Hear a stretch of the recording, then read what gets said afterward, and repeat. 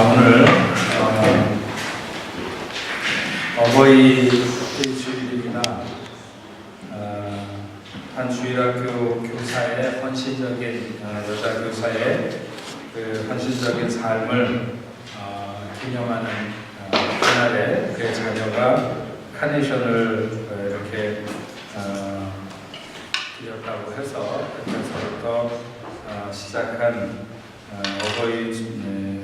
어머니 주일이 우리나라에 넘어와서 제일 처음에 어머니 주일로 지키다가 아버지의 은혜도 동일하지 않은가 해서 어버이 주일로 이렇게 해서 오늘까지 이르게 됐습니다. 근데 제가 생각을 해보니까 한 번도 지금까지 제가 전도사서부터 지금까지 굉장히 많은 시간을 설교를 했는데 한 번도 어머니에게 초점을 맞춰서 설교를 해본 적이 없는 것 같아요. 그리고 또 우리가 살고 있는 시대가 너무 정상적이지 않은 일들이 많이 일어나고 그래서 사실 부모님, 어머니나 아버지에게 상처를 받은 사람도 많고 그래서 제가 매년마다 이 어버이 주일 때 되면 항상 설교하는 것이 참 힘들 때가 많이 있습니다. 혹시라도 오늘 그분들의 은혜를 나누는데 혹시 마음에 걸리고 더 힘든 사람은 없을까 이런 생각을 하게 되는 거죠. 어쨌든 간에 어머니나 아버지를 나누어서 그 은혜를 생각하는 것은 별로 타당하지 않다고 생각을 합니다.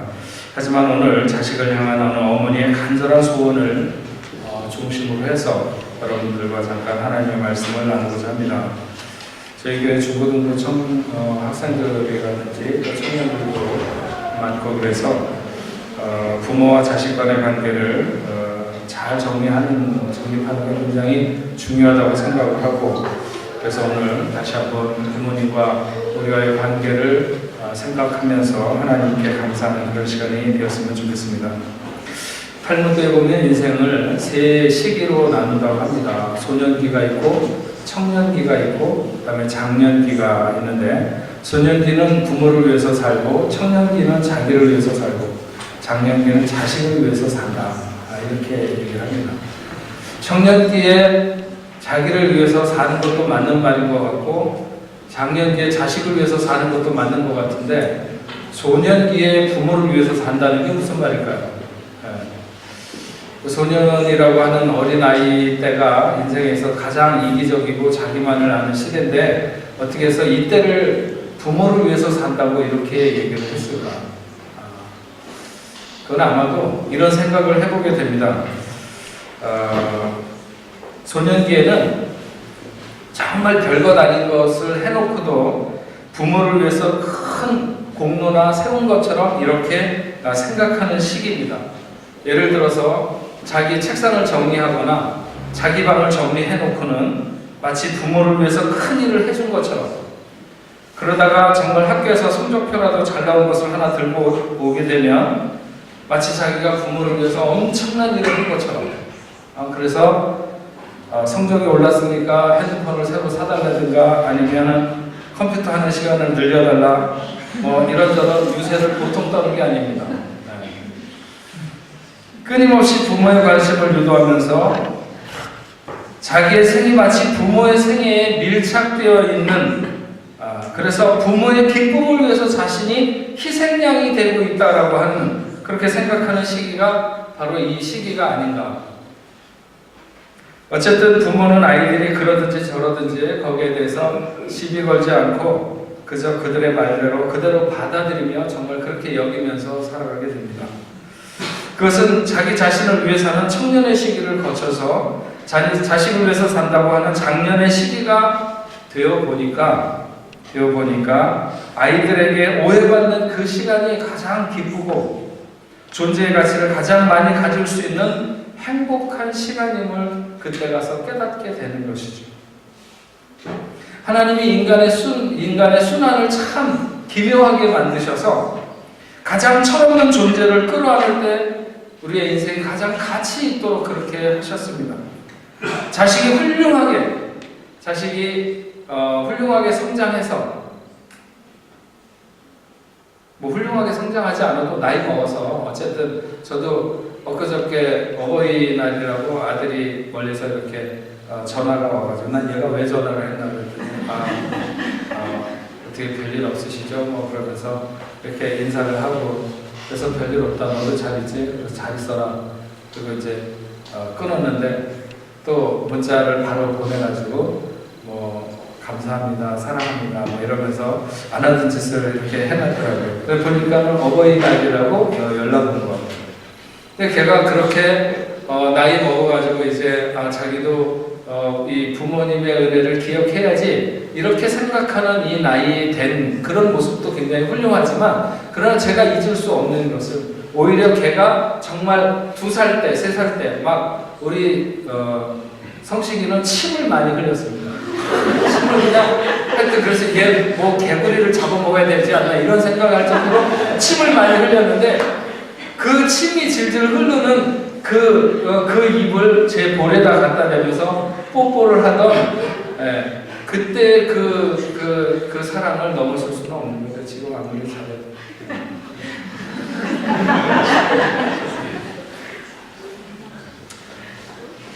아이가 어릴수록 순전한 매달림이 있습니다. 자기 엄마가 다른 엄마보다 뚱뚱하거나 말랐거나 예쁘거나 그렇지 않거나를 가리지 않고 자기 아버지가 돈을 많이 버는지 적게 버는지 사회적 지위가 있든지 없든지를 가리지 않고 오직 그만을 좋아하는 것이죠.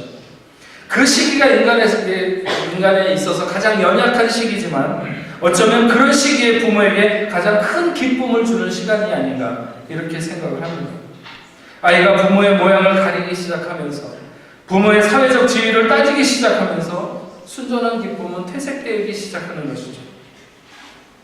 세상에는 참 부모답지 않은 부모가 많습니다.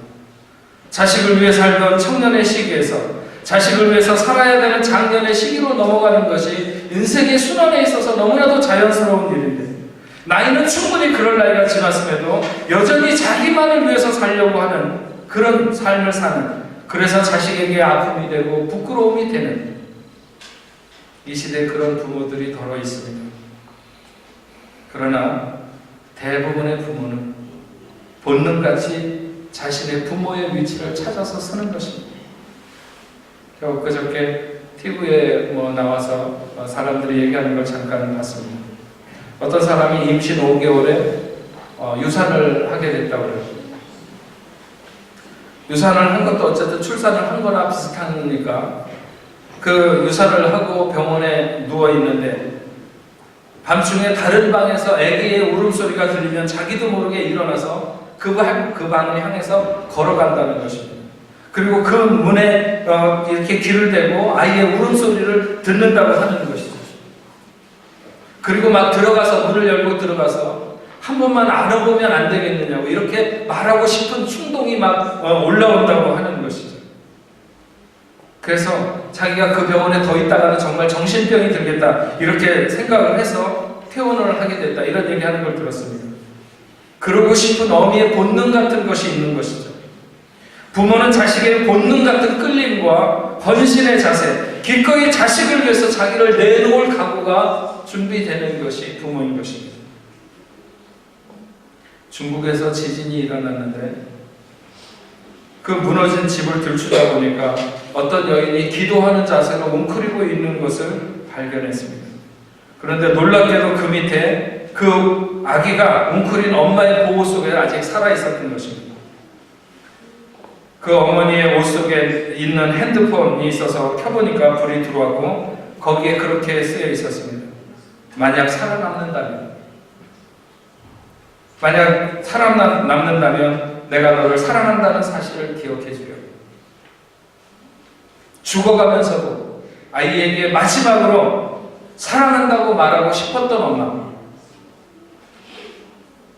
어떤 여인은 벌떼의 습격을 받아서 정말 벌이 온몸을 쏠 때 자기 옷을 벗어서 아이를 감싸서 아이는 벌에 한 번도 쏘이지 않게 했지만 엄마는 결국 무수한 벌의 공격으로 인하여 죽게 되는 그런 일도 있습니다.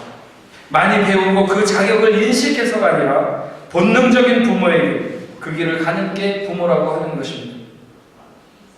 오늘 본문에서 우리는 한 위대한 어머니를 만나게 됩니다. 그는 자식을 위해 하나의 소원이 있었습니다.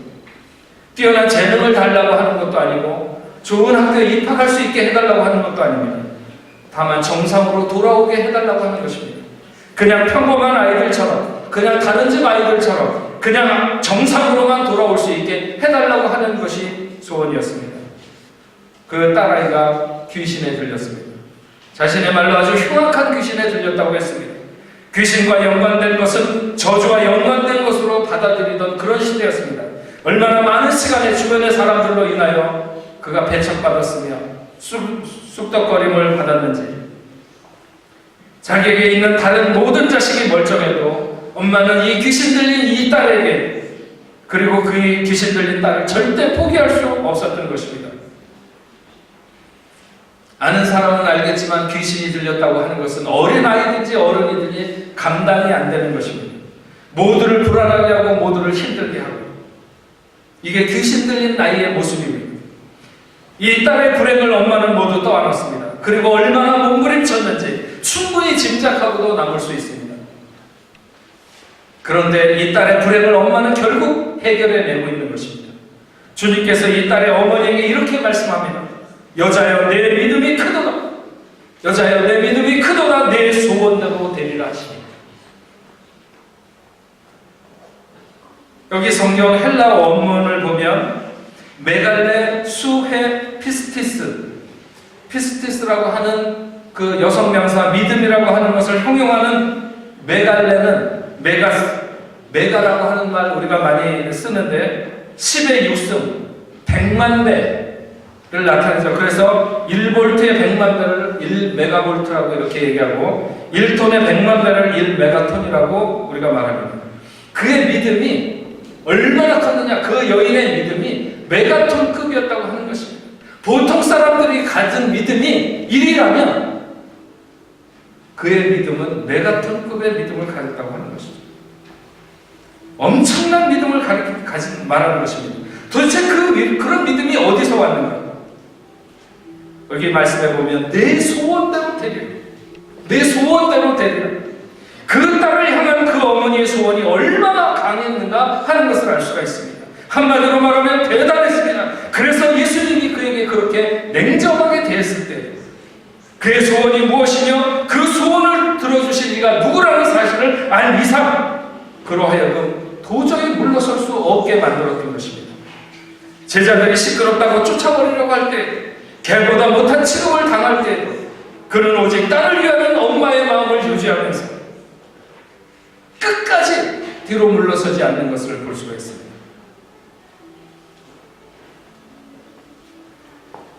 제가 그냥 해보는 생각이지만 만약 이 여인이 자기 남편의 병을 위해서 주님 앞에 나왔다면 이렇게 할 수 있었을 겁니다.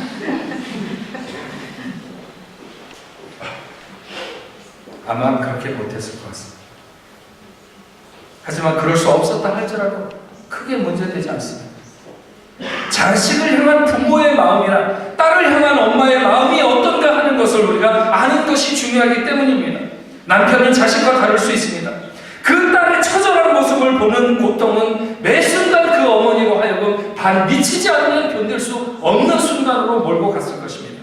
그래서 그의 소망은 그렇게 생선히 물러설 수 있는, 자기가 개 취급을 당하든지 무슨 취급을 당하든지 물러설 수 있는 것이 아니었습니다. 그의 소원은 너무나도 확고했습니다. 딸이 정상으로 돌아오는 것입니다. 그 딸을 정상으로 돌려놓는 것입니다. 그리고 그는 결국 그렇게 되게 했습니다.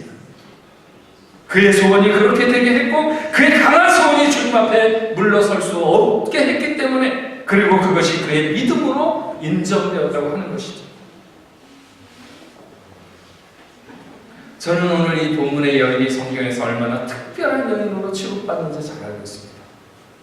그는 이방의 여인으로 유대인의 남자인 예수님께 다가서서 그 감내하기 힘든 모욕의 순간을 넘어서면서 끝까지 자기가 목적한 바를 달성하고 마는, 그래서 예수님께서 정말 놀라워하면서 칭찬했던 이 여인, 굉장히 특별한 여인입니다. 그러나 어머니의 관점에서 보면 이 여인만 특별한 것이 아닙니다.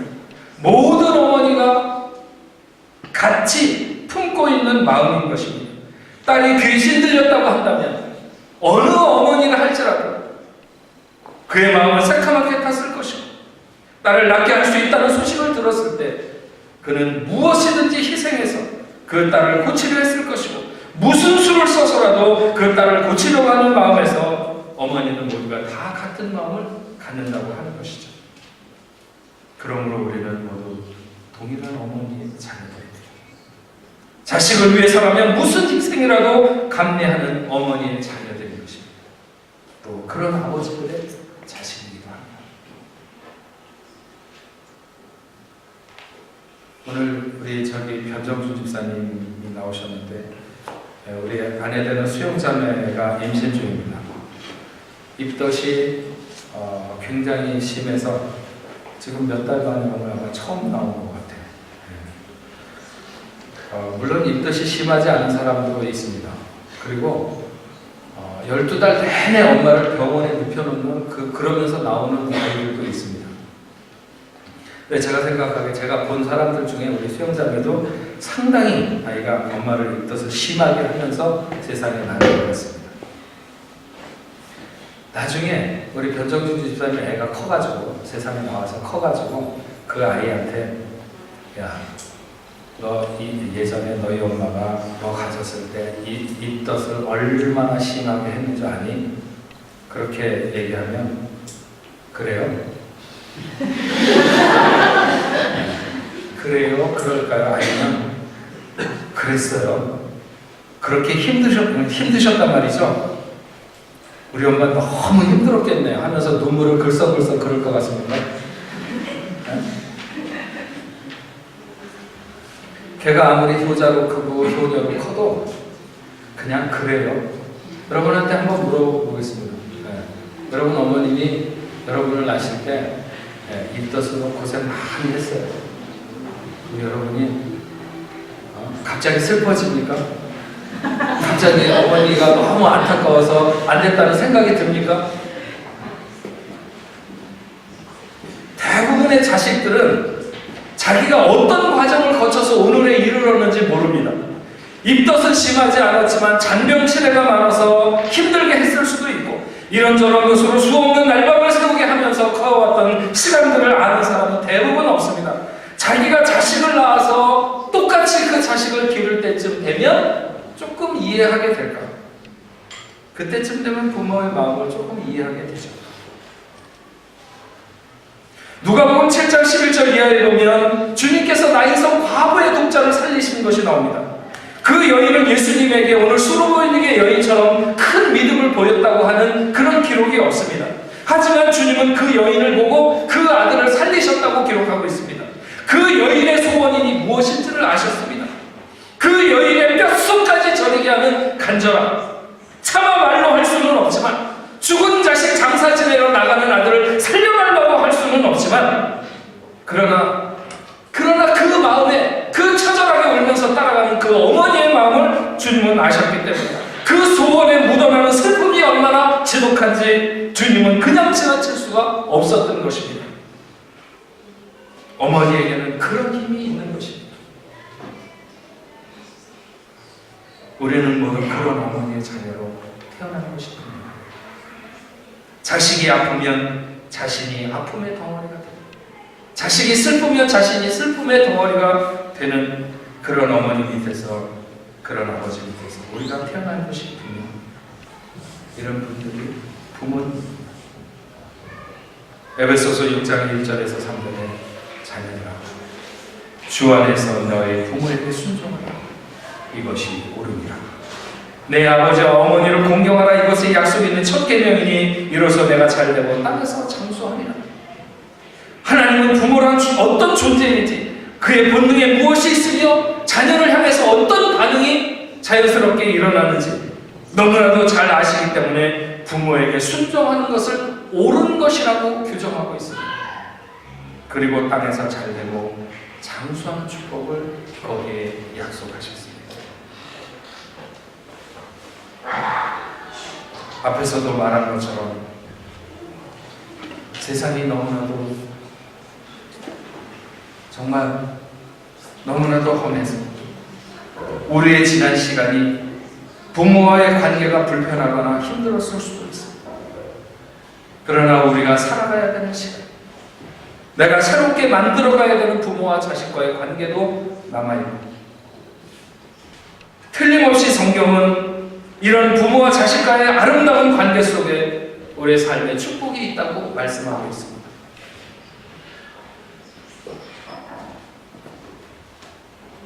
이제 우리 한번 바꾸어서 그렇게 고침받은 딸의 입장에서 한번 생각해 보면 좋겠습니다. 자기가 동네에 다 아는, 동네 사람들이 모두가 아는 그 흉악한 귀신에 들려 있었는데, 그런 아이였는데 그 엄마가 그토록 자기를 고쳐보려고 애를 쓰다가 기어코 예수님을 찾아가서 난관을 넘어서 자기를 고쳐서 멀쩡하게 만든, 하루도 눈물이 마를 날이 없이 지새던 그 어머니의 수고와 애씀을 통해서 자기의 오늘이 있었던 것을 알게 된다면, 그것을 알면서도 세상을 대강대강 살아갈 수 있다.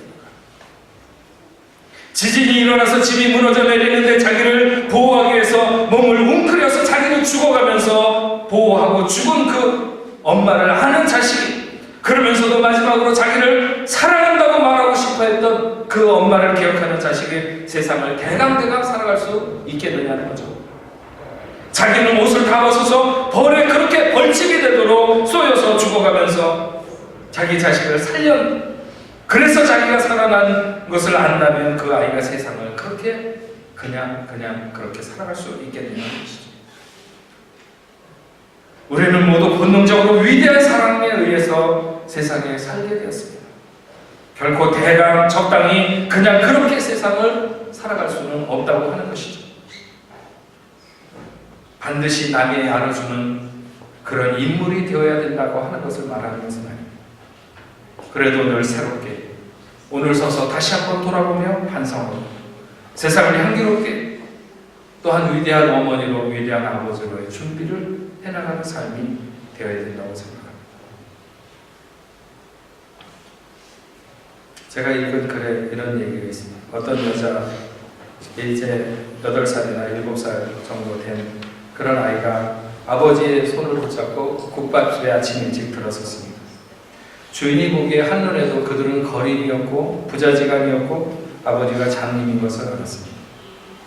아침에 아직 개시도 안 했는데 무엇을 얻으려고 왔다고 생각을 하고 나가라고 말하려고 하는데, 아이가 빨리 자리를 잡고 아빠를 앉히면서 국밥 2그릇을 달라고 했습니다. 행색이 너무나도 깨지지하고 시큼한 냄새까지, 그래서 계속 있게 하고 싶은 마음이 안 들어서 자리가 예약되었다고 이렇게 말하니까, 여자니까 아버지가 너무 배가 고파서 그러니까 얼른 먹고 나갈 테니까 국밥을 2그릇 달라고 하면서 주머니에서 구겨진 종이돈을 꺼내고 동전을 한 푼 꺼냈습니다. 그럼 빨리 먹고 가라고 하면서 국밥을 가져다 주었습니다. 그랬더니 여자아이가 아버지에게 말하기를 내가 소금 넣어줄게 하면서 자기 그릇에 있는 고기와 순대를 아버지의 그릇에다가 이렇게 옮겨 놓는 것이었습니다. 주인이 그 모습을 보면서 하는 부끄러움을 느끼게 되었다 하는 순종 만화 같은 얘기를 제가 들었습니다. 세상이 너무 이기주의에 물들어서 우리는 때로 부모 자식 간에도 받은 것만큼 돌려주고 받지 못했으니 줄 것이 없다고 생각하는 자세를 갖게 됩니다. 그러나 하나님이 우리에게 부모와 자식으로 만나게 하신 것에는 그런 거래적인 관계보다는 더 원천적인 희생과 순종의 관계로 만나기를 원하시는 것입니다. 수로보니게 여인이 자기 사랑하는 딸을 향한 그런 사랑, 결코 그 여인의 사랑만이 아니고 오고 오는 모든 시대의 어머니의 사랑이라고 말할 수 있습니다. 아마 이 자리에 우리 전도사님이 나이가 거의 제일, 꼭 제일이라고 말할 수 없지만 거의 제일 많으신 것 같아요. 전도사님하고 이렇게 얘기를 하다 보니 가끔 어머니 얘기를 많이 해요. 어머니. 저분 나이가 지금 나이가 몇인데 아직까지도 그 어머니가 했던 그 영향에 그대로 젖어 있는,